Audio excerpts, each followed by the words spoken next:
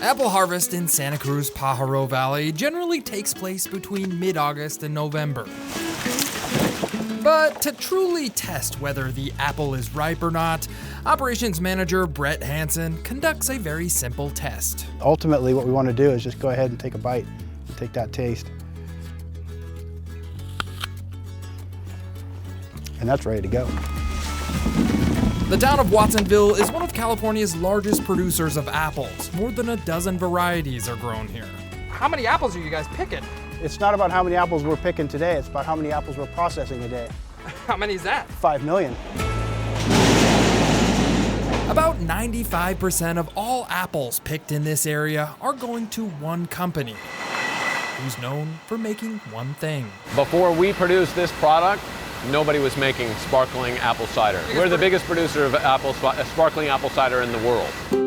Whether you're just a kid or now as an adult, chances are you've celebrated an event with a glass of Martinelli's non-alcoholic sparkling cider. Takes me back to Thanksgiving. There you go.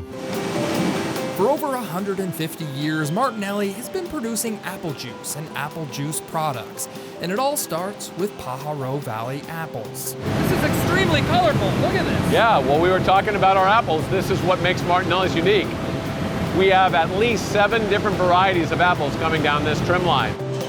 President and CEO Gunruder says getting those 7 varieties of apples into the iconic bottles requires a proprietary process of pressing the apples, filtering and pasteurizing the juice, and putting it into a bottle, all within 2 hours.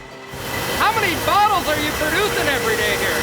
So depends on the type of product we're running, anywhere from 200,000 bottles to maybe 400,000 bottles a day go through this plant. Martinelli's distributes to every state in the U.S., including 40 countries overseas. Today, nearly all of the products are non-alcoholic, but that wasn't the case in 1886 when the Martinelli family started the company.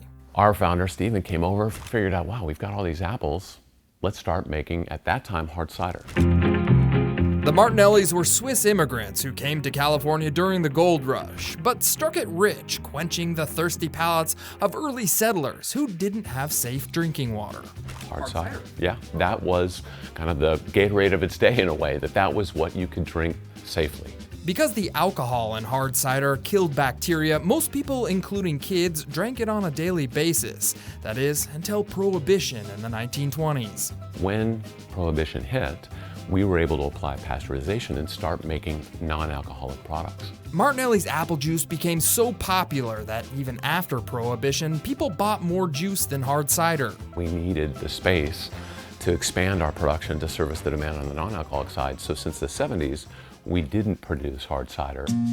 Gunn says the secret ingredient that kept people coming back for their juice and their sparkling cider is a very special apple called the Newtown Pippin. When I hear Newtown Pippin, I feel like I need to hold my pinky out when I... Exactly, it's a little high class. That is the proper form, John.